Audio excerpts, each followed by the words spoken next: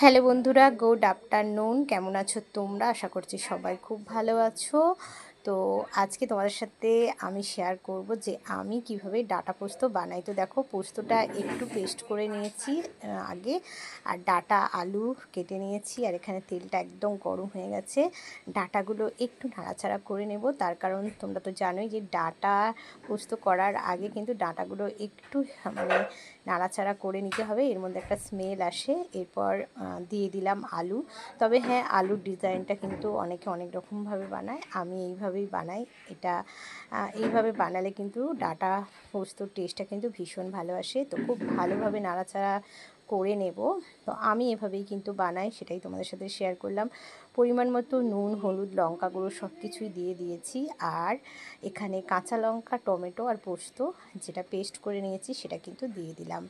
আর অবশ্যই কিন্তু আমি এখানে গরম জল ইউজ করেছি। খুব ভালোভাবে নাড়াচাড়া করে একটু ঢেকে দেবো, নামাবার আগে দিয়ে দেবো সর্ষের তেল। তো আমি এভাবেই বানাই। কেমন লাগলো রেসিপিটা অবশ্যই জানিও।